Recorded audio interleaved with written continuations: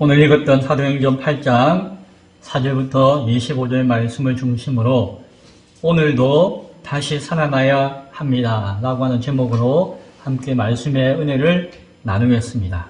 오늘은 부활주일입니다. 그렇죠? 부활주일은 예수님께서 다시 살아나신 부활하신 그날, 그 뜻을 기억하고 기념하는, 그날을 기념하는 주일이 날이 부활주일입니다. 그러나 그 부활주일은 또한 동시에 예수님을 믿는 오늘 우리가 오늘도 새롭게 그 부활의 의미를 깨닫고 그 부활에 동참하기로 작심하고 다짐하고 결단하고 고백하는 날이 또한 부활주일인 줄로 믿습니다. 그래서 오늘 부활의 예수님을 아는 것도 귀하지만 동시에 오늘 우리가 어떻게 새로운 부활의 신앙에 합당한 모습을 가질 것인가를 깨닫고 결심할 수 있는 그러한 시간이 될 수 있기를 간절히 소원합니다. 오늘 말씀을 보니 스데반이 순교하고 예루살렘 교회가 박해를 받는 장면을 우리가 바라보았습니다. 그렇죠? 예수님의 이름과 부활을 증거하였는데 그 결과가 어떻게 되었다고요? 순교와 박해로 나타났어요. 부활은 죽음에서 이기는 것이었지만 부활을 증거하는 사람에게 오히려 죽음의 위기와 상황이 닥치는 참으로 이해하기 어려운 상황을 우리는 바라보고 있다는 것이에요. 그러나 우리는 알아야 합니다. 참된 부활은 바로 십자가의 그 죽음에 근거한 것이고 그 십자가의 고난과 함께하는 것이어야 한다는 것을. 오늘 흩어진 교회의 성도들은 그 사실을 분명하게 알고 있었어요. 그래서 그들은 비록 자신들이 박해를 당하고 고난을 당하고 순교를 당하는 상황 가운데 처해 있다 할지라도 그들은 흩어지는 상황 가운데서도 무엇을 전했다? 예수 그리스도의 이름과 부활을 전했다라고 이야기해요. 하나님의 아들이신 예수 그리스도가 우리의 죄를 위해서 십자가에 죽으셨고 약속대로 부활하셔서 그 예수님을 주님으로 믿고 따르고 의지할 때에 우리의 모든 죄가 용서함을 받고 하나님 나라의 그 구원에 이르게 된다는 그 사실을 그 흩어진 사람들은 죽음의 위기와 순간 가운데서도 전하고 전했다는 사실을 기억해야 할 것입니다. 특히 오늘 본문에서는 예수님이 마지막 부탁하실 때에 너희가 온 유대와 사마리아와 땅끝까지 나의 증인이 되어야 한다라고 부탁하셨을 때에 그 부탁의 내용 가운데 있는 사마리아 지역으로 복음을 증거했던, 거기서 증거했던 빌립의 사역의 현장을 우리에게 보여주어요. 흩어진 사람들이 여러 곳으로 흩어졌겠지만 그 가운데 사마리아 지역, 사마리아 성에 흩어져서 복음을 전했던 빌립 집사의 사역의 모습을 우리에게 보여주고 있는 것을 봅니다. 한번 볼까요? 어떤 내용이 있습니까? 빌립이 사마리아 성에서 하나님 나라와 예수 그리스도의 이름과 부활과 그 능력을 전했다라고 이야기해요. 12절에 이야기하죠. 사람들이 그 말을 듣고 행하는 표적도 보고 한 마음이 되어가지고 빌립이 전하는 그 말을 따르게 되었다라고 6절에서 이야기해줘요.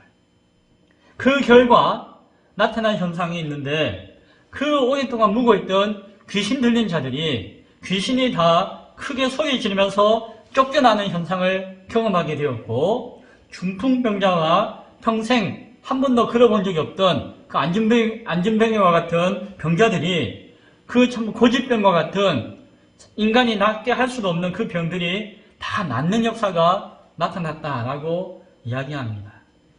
그 상황에 사마리아 성에 있던 많은 백성들이 예수님을 믿게 되었고 세례를 받게 되었고 그래서 그 사마리아 성에는 무엇이 가득했다? 큰 기쁨이 가득했다라고 오늘 성경은 이야기해주고 있어요. 6절부터 7절, 8절, 12절에 이어서 이야기하고 있는 내용이에요. 자, 그런데 오늘 특별히 한 사람에 대해서 집중적으로 성경은 이야기하고 있습니다. 그 사람의 이름은 시몬이라고 하는 사람이에요. 시몬이에요. 베드로의 이름도 시몬이었죠. 그러나 같은 동명이지만 전혀 다른 인물인 것을 보게 되어지는데, 오늘 그 시몬에 대해서 마술하는 사람이다라는 표현이 나와요. 그래서 많은 사람들이 마술사 시몬 이렇게 이야기하기도 해요. 그러나 마술사가 그의 직업은 아니에요. 마술을 했다는 것이지 그가 마술사라는 이야기는 안 해요. 엄밀하게 이야기할 때에 오늘 성경을 보니까 그는 종교 지도자였어요. 종교인이었어요. 어떤 종교? 하나님을 인정하고 아는 종교 가운데 있었던 것 같아요. 그러나 하나님을 아는 유대교와는 또 다른 종교였던 것 같아요. 그 종교인 가운데 한 사람이었고, 그의 특징은 그 오랫동안 그 사마리아 성에 있던 사람들의 그 마음을 지배하고 다스리고 있던 종교인이었어요. 여기 우리 진부 지역을 오랫동안 다스리고 지배했던 종교인은 월정사 스님들 뭐 이렇게 이야기할 수 있겠죠. 아무튼 그런 위치와 모습을 가지고 있었다는 것이에요. 마술을 행했다라고 이야기해요. 마술은 뭡니까? 눈속임과 손재주로서 진실은 아닌데 진실인 것처럼 보여줌으로 말미암아 사람들을 현혹하는 것들을 마술이라고 이야기하잖아요. 우리가 마술 알잖아요. 그 마술을, 그 현상을 보여주는 것으로 말미암아 참은 아니지만 표적을 나타내고 보여주는 일을 했던 것이 그 사람의 모습이었다라고 성경은 이야기해요. 그것을 마술을 행하는 사람이었다라고 표현을 주어요. 또 그 사람의 특징은 자기가 스스로 자기 자신에 대해서 나는 큰 자이다 라고 이야기하고 자랑하고 다녔대요. 큰 자라고 하는 것이 무슨 뜻이냐 하면은 그냥 큰 자라고 하면은 덩치가 큰가? 뭐 소리가 큰가? 그게 아니라 당시에 큰 자라고 하는 표현의 의미는 내가 신이다라는 의미예요. 그 당시에 신은 유대인들은 하나님을 참신으로 여겼기 때문에 하나님이다라고 하는 표현이었고, 사마리아에는 우상을 섬기는 사람도 있었기 때문에 하나님 섬기는 사람도 있었지만 각자의 생각에 따라서 저 사람은 하나님이다, 하나님의 대리자다 이런 생각을 하는 사람도 있었고, 저 사람은 뭔가 큰 또 다른 신이다, 아니면 그 신의 대리자다라는 생각을 하고 있었다는 것이. 해석과 판단은 각자의 몫이지만 그가 이야기하기는 자신이 신적인 권능과 신적인 존재를 가지고 있는 사람이다라고 스스로 자랑하는 사람이었다는 것이. 그래서 요즘 말로 우리 입장에서 보면은 하나님의 대리자다, 아니면 뭐 메시아다, 뭐 이렇게 이해하고 있었다는 것이요. 누가? 많은 사람들이 자기가 그렇게 이야기하면서 마술도 보여주고 오랫동안 지배하고 다스렸기 때문에 그 동네 사람들은 다 그러려니 하고 여겼던 사람이 누구였다? 여기 시몬이라고 하는 사람이었다는 것이. 오늘 성경을 보니까 그 사마리아 성에 있는 낮은 자부터 높은 자에 이르기까지, 다른 말로 지위 고하를 막론하고, 많이 배운 사람이나 적게 배운 사람이나 아주 신분이 낮은 사람이나 높은 사람이나 그 사마리아 성에 있던 모든 사람들은 그를 어떻게 했다고요? 신뢰하고 추정하고 따르고 있었다라고 이야기해요. 어마어마한 영향력을 가지고 있었다는 것이에요. 그 지역에서는. 그리고 사람들은 뭐라고 이야기하는 거 아니? 그가 가지고 있는 그 모든 능력에 대해서 크다라고 일컫는 하나님의 능력이다라고 사람들은 찬양하고 칭송하였어요.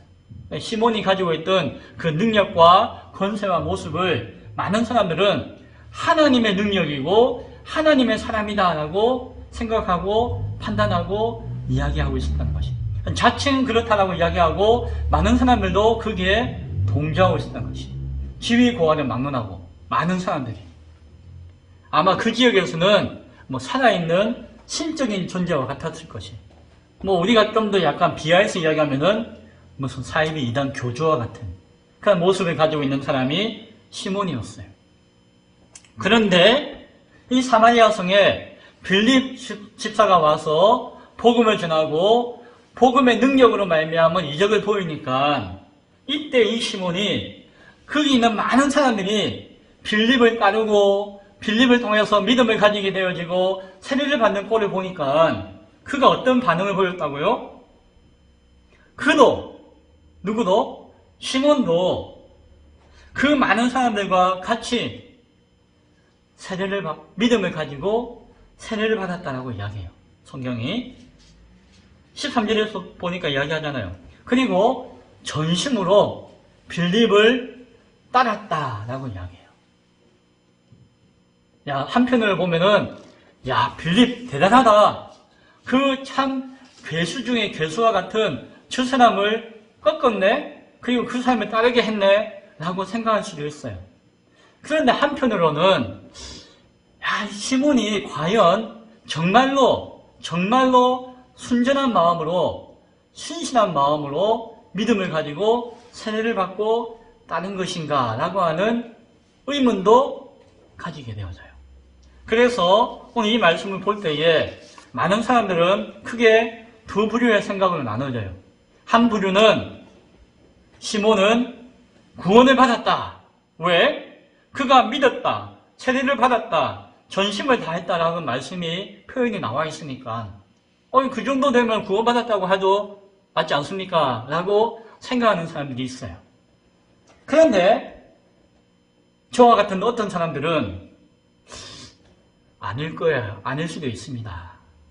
구원을 받지 않았을 가능성이 있습니다. 라고 이야기해요. 그냥 그 근거가 뒤에 나와 있는 성경에 대한 바라봄을 통해서 이야기하는 것이.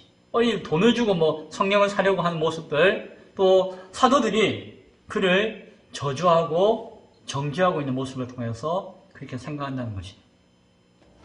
오늘 이 사실을 한번 생각해 보길 원해요.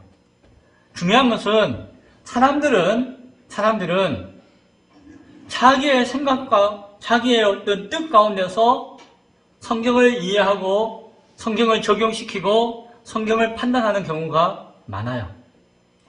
성경에서 과연 무엇을 이야기하느냐라고 깊이 있게 바라보기보다는 많은 교회 다니는 사람들 중에서도 그냥 같은 성경을 봐도 자기 생각대로 성경을 이해하고 해석해가지고 자기 입맛에 맞도록 믿는 경우가 많다는 것이에요.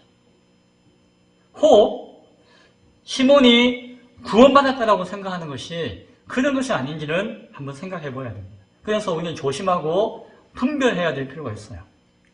먼저 저는 몇 가지를 먼저 분별해야 될 내용을 이야기하기 원하는데, 하나는 그가 믿었다라고 하는데, 믿었다라고 하는 것도 우리는 사실 분별해야 된다는 것을 알아야 돼요. 믿는다는 것도 구원에 이르는 믿음이 있고 구원에 이르지 못하는 믿음이 있다는 것이. 이렇게 하면 복잡해지는데요. 제가 가능한 안 복잡하게 이야기할게요. 일시적으로 믿는 척하는 경우, 믿는다라고 했지만 그것이 일시적인 경우, 혹은 그냥 상식적인 거, 이거는 누가 봐도 그렇다라고 여길 수밖에 없는 상식적인 거, 그걸 믿는다라고 하는 경우, 아니면은 내 생각에, 내 판단에, 그러니까 내가 보기에 그렇다고 생각해서, 옳다고 생각해서 믿는 경우에 믿음이 있어요. 그런 믿음은 사실은 구원에 이르는 믿음과는 다른 믿음의 종류라고 할 수가 있겠죠. 그리고 믿음 안에서, 교회 안에서, 신앙 안에서도 그런 믿음을 가지는 경우가 있어요. 순간적으로 믿었다, 나중에는 의심했다 하는 경우. 혹은 남들이 다 그렇게 믿는다고 하니까 상식적인 거니까 나도 그렇게 생각합니다 라고 생각하는 경우. 그리고 내가 생각해보니까, 내가 판단해보니까, 내 기준에 맞춰보니까 맞는 것 같아요, 난 믿겠습니다 라고 해서 믿는 경우가 있을 수가 있다는 것이에요. 그런데 여기서는 구원에 이르는 참된 믿음에 비교해서 빠져있는 것들이 있어요.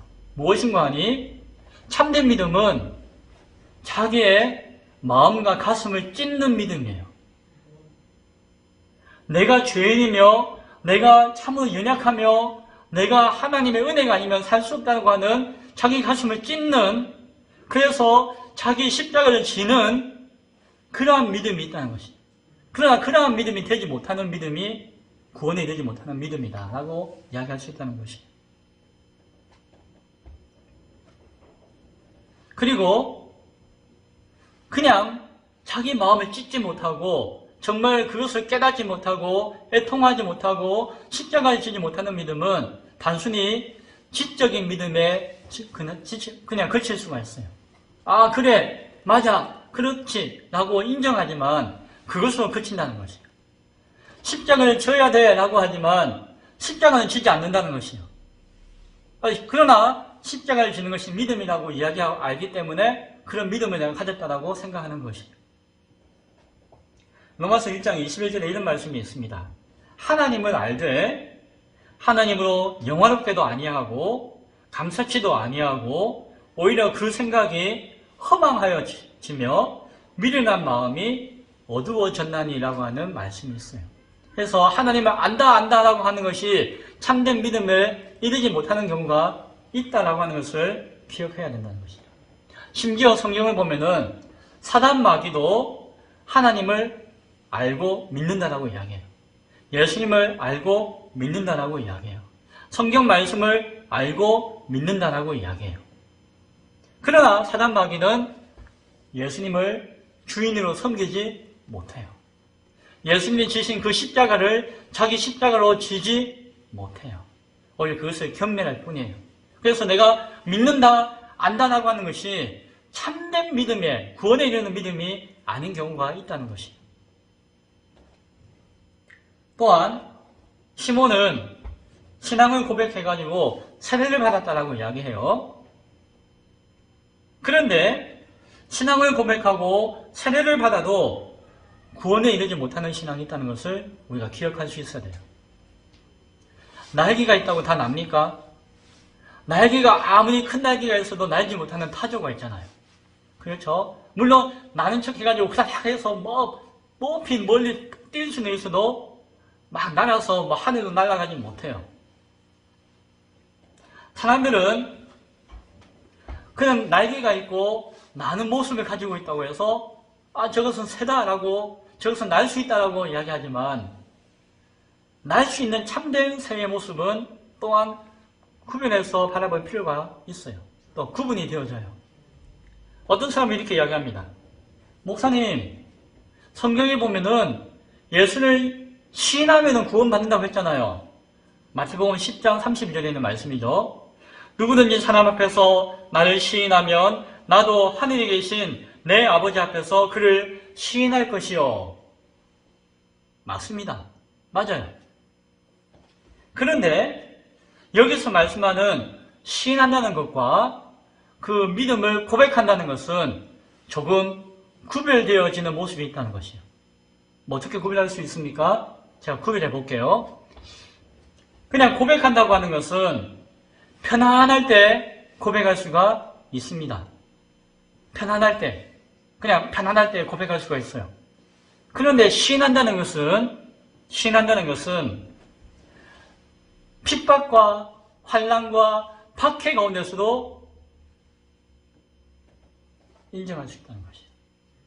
고백과 시인의 차이가 뭔지 이해되시죠? 그렇게 구분할 수가 있다는 것입니다.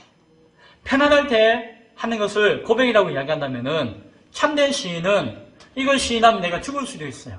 내가 박해받을 수도 있어요. 내가 어려움을 당할 수도 있어요. 그러나 그 순간 예수님을 인정하고 그 순간 나의 마음을 고백하는 것을 시인한다라고 이야기할 수 있다는 것이에요. 고백하는 것이 예수님이 가신 그 길을 끄떡끄떡 인정하는 것이라고 한다면은 시인한다는 것은 예수님이 가신 그 길과 십자가를 내가 따라서 가고 그 십자가를 질 수 있다는 것을 이야기하는 것이에요.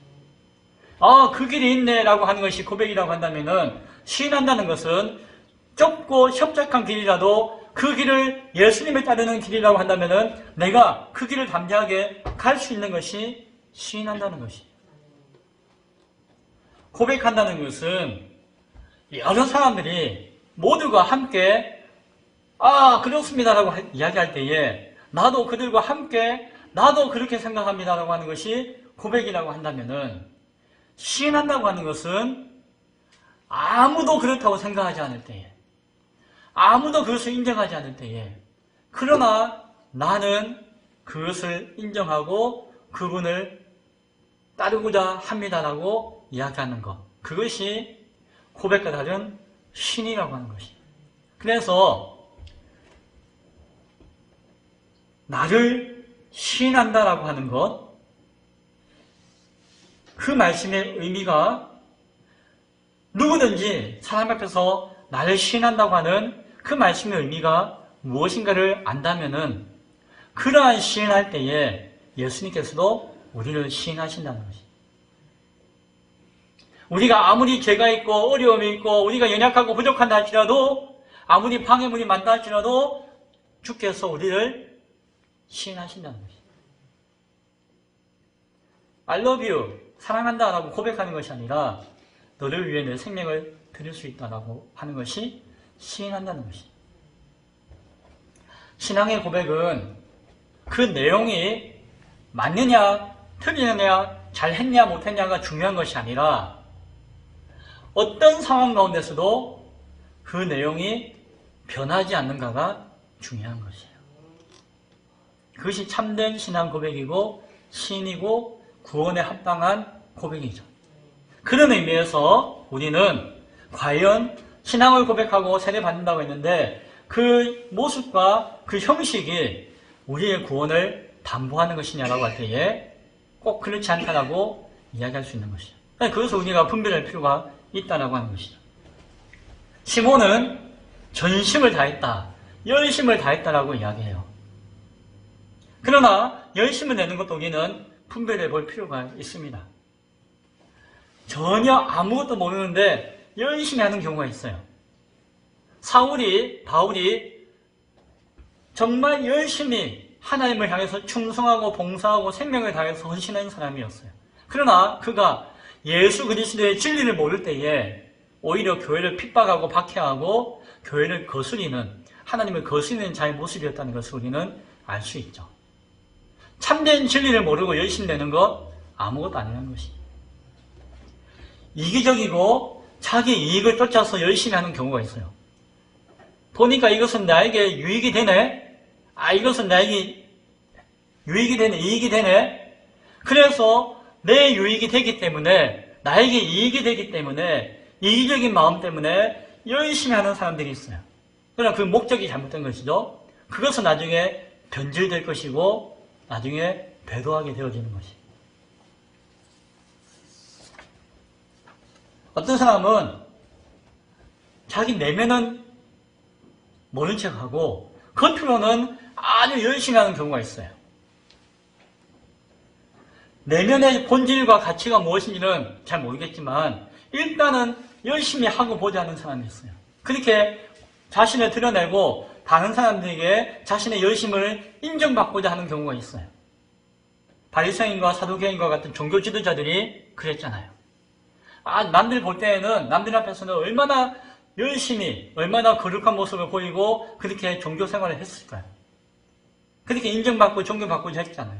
그러나 그것이 자기를 속이고 하나님을 속이는 것이었다는 것을 우리는 알 수가 있죠.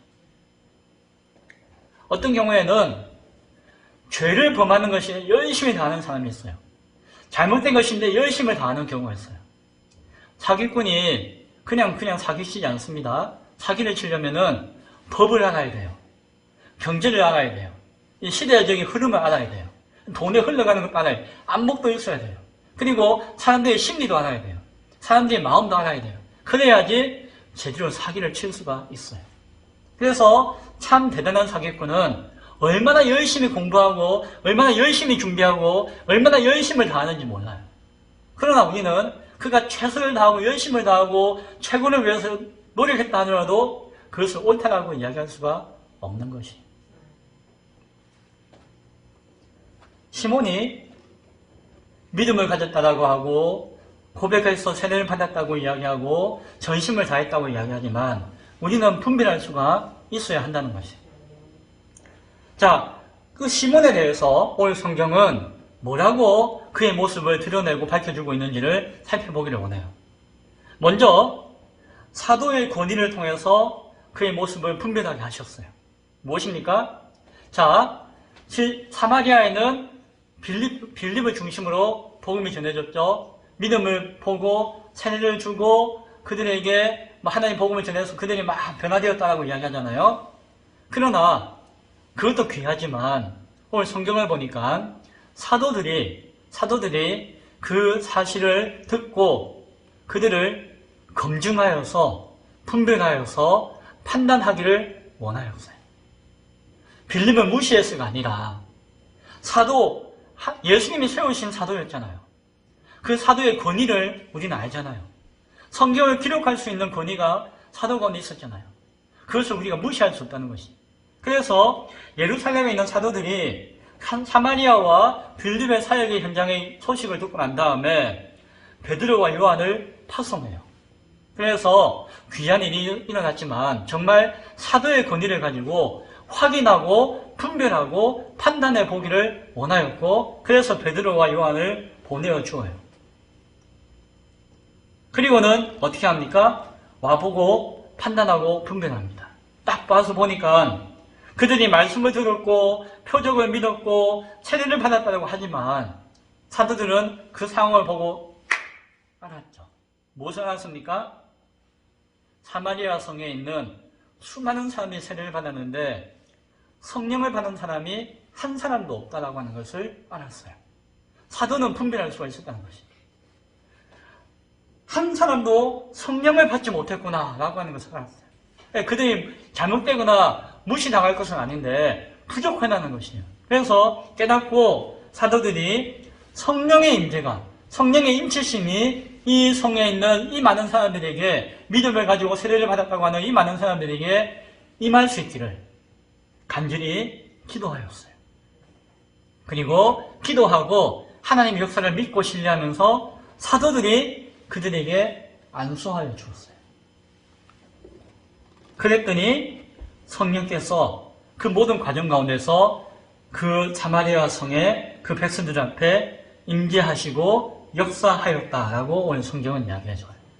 그 모습이 어땠는지는 몰라요. 그러나 아마 그 마가의 다락방에서 성령이 처음 임했을 때에 그 120문도에게 나타났던 그런 현상과 같은 현상이 나타날 수도 있었을 것이에요. 왜냐하면 첫 지역이기 때문에. 중요한 것은 처음에 사도들이 보기에 성령의 임재가 없었다는 것을 분별했다는 것이죠. 그리고 그것을 간절히 구했고 그들의 신앙의 고백이, 그들의 세례가 완전해지기를 위해서 애썼다는 것이죠. 덕분에 교회가, 그들이 더욱더 온전한 모습 가운데 교회가 믿음이 성장하고 세워질 수 있다는 것이죠. 또한 시몬이 가지고 있는 문제를 분명하게 드러내고 밝히고 정지하는 일을 오늘 보여주고 있어요. 빌립이 부족했다는 이야기가 아니라 빌립은 그렇지 못했어요. 사실은 그런 이야기가 없어요. 그러나 이 사도들이 와서 그렇게 했어요. 사마리아의 그 시몬이 빌립과 사도들이 행하는 권위와 역사들을 보았어요. 시몬이. 그래서 시몬이 나도 이런 마음이 들어가지고 사도들에게 뭐라고 이야기하는 거 아니? 당신들은 이 빌립보다도 한 수 위네요. 나는 빌립이 최고인 줄 알았는데 당신들이 정말 최고입니다. 당신 짱이에요. 그러니까 내가 돈을 아끼지 않고 무슨 돈이든지 다 줄 테니까 나에게 사도들 당신이 가지고 있는 그 권능, 이 빌립이 가지지 못했던 사도들이 가지고 있는 그 권능, 성령에 임재하시고 성령의 권능을 부여주시는 그 성령을 부어줄 수 있는, 성령을 구할 수 있는 그 능력까지도 나에게 주세요. 내가 돈 주고 살게요. 내 온 전재산, 오랫동안 그 길을 다스리고 지배했으니까 얼마나 부유했겠어요. 근데 돈이라고 한 돈은 다 줄 테니까 그 성령의 권능 나에게 파시오. 라고 이야기를 했어요. 시몬이. 돈을 얼마든지 줄 테니 이 권능을 내게도 주어가지고 누구라도 내가 안수하는 사람은 다 성령 받게 해주시오. 라고 요구했습니다. 사도들은 뭐라고 이야기했을까요? 사도들은 딱 분별하고 알았는 것이에요. 믿음이 있네, 세례를 받았네, 열심을 다하네, 열심히 막 일하고 봉사하네, 성령을 간절히 소망하네, 이야기하고 표현하지만 알았어요. 사도들은 뭐라고 이야기합니까? 하나님의 선물을 돈 주고 살 생각을 하고 있으니 너는 네가 가진 돈과 함께 망할지어다 라고 저주하였어요. 사도들이. 그것이 20절에 있는 말씀이에요. 하나님의 교회와 그 복음을 세속적인 가치를 통해서 구하거나 얻을 수 있다고 생각하는 것 저주받을 일이다 라고 하는 것이에요.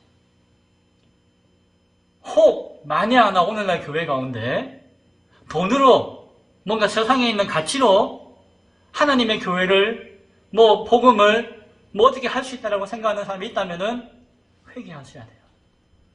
저주받아요. 그 사실을 바라볼 수 있기 바랍니다. 동시에 사도들은 21절에서 이렇게 이야기합니다.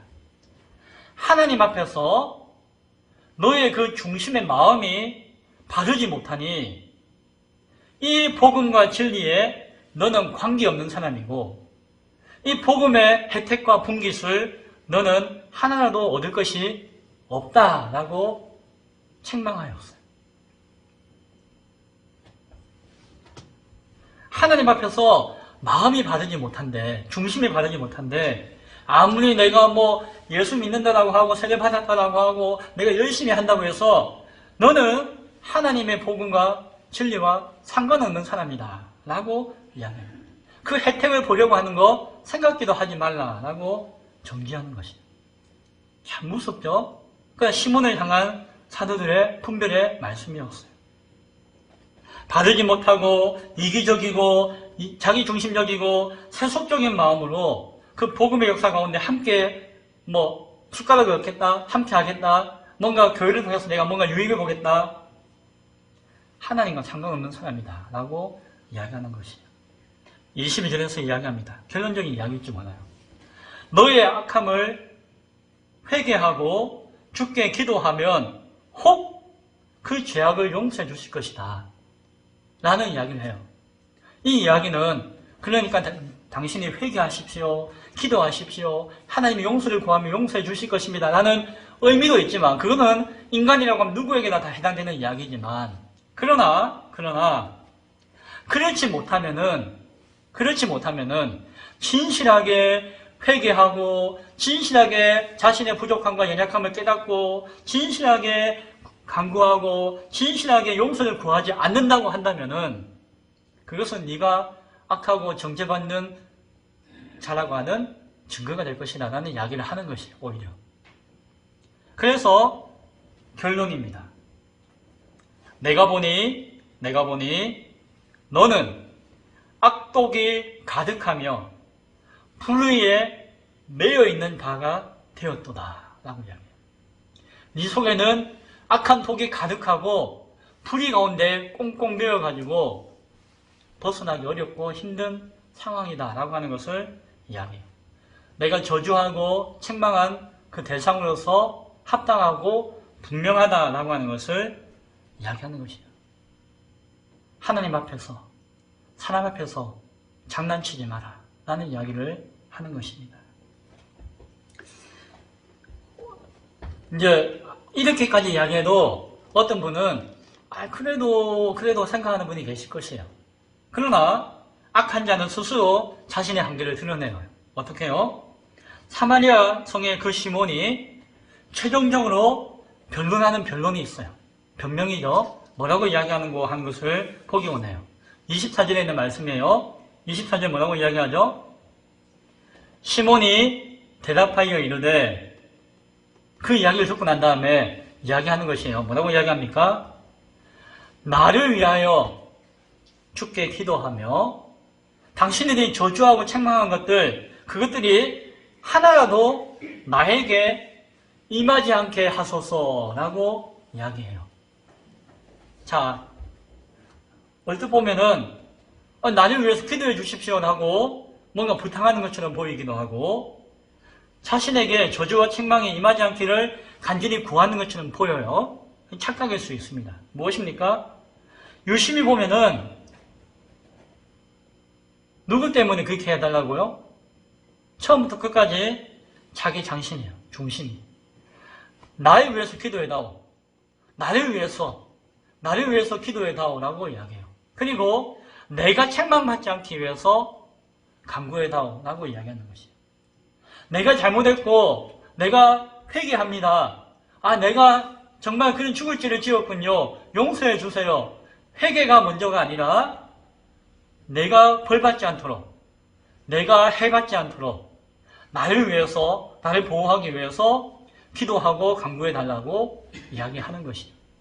그의 변명을 통해서 우리는 분별하고 판단할 수 있죠. 무엇입니까? 그는 처음부터 끝까지 자기만 아는 자기 중심적인 모습 가운데 있었다는 것이에요.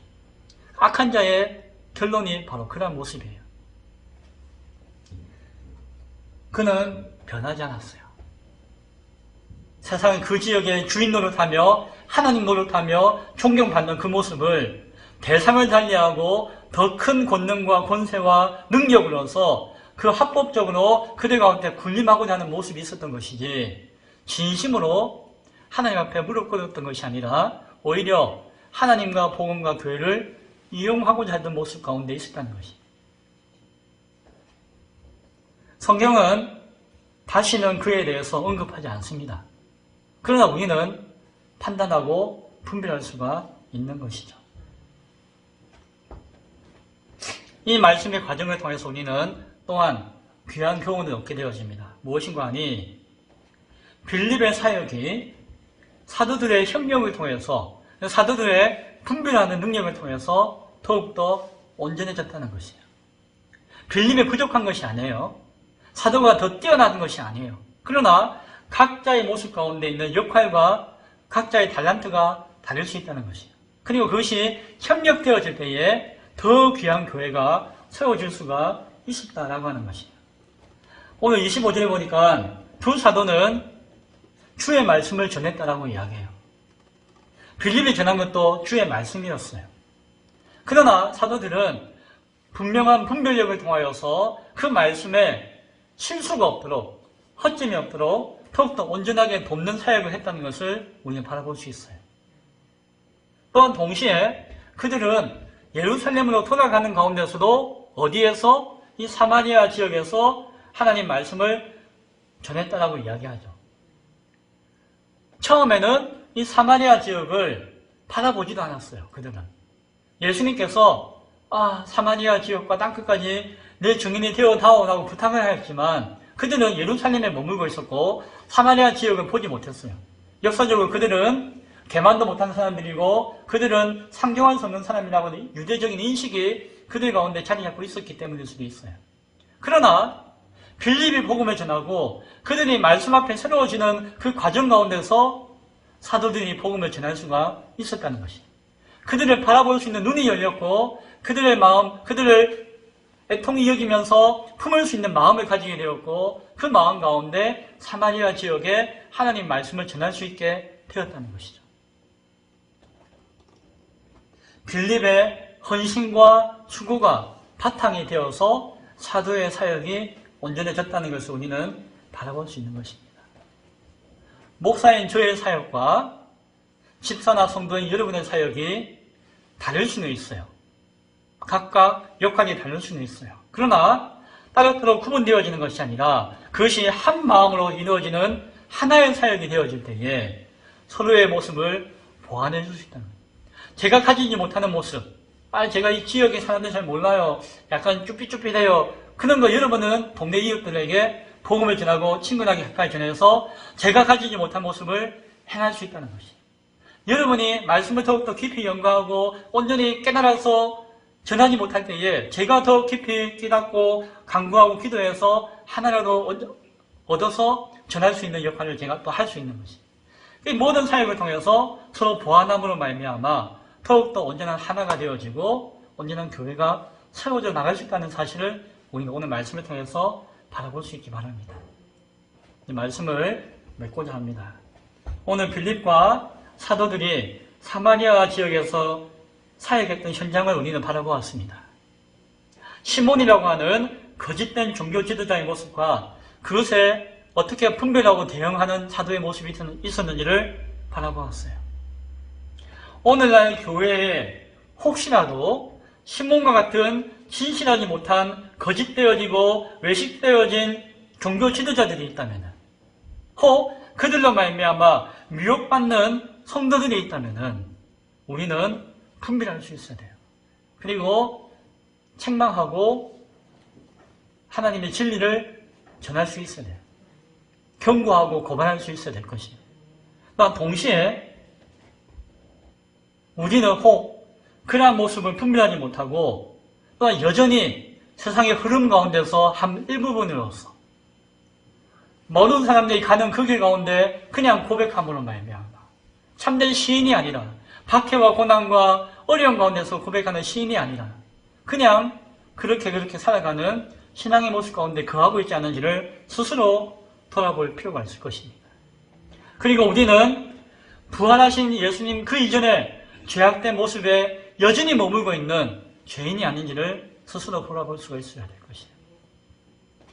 참된 믿음, 참된 고백과 세례, 참된 열심을 가지고 내가 중심이 아닌 주님이 중심이 되어진 신앙으로 새롭게 부활할 수 있는 그냥 우리의 고백이 있어야 될 줄로 믿습니다. 세상 가운데 참된 말씀과 복음을 전하는 이 시대 가운데 꼭 필요한 그 사명을 저와 여러분이 감당할 수 있기를 소원합니다.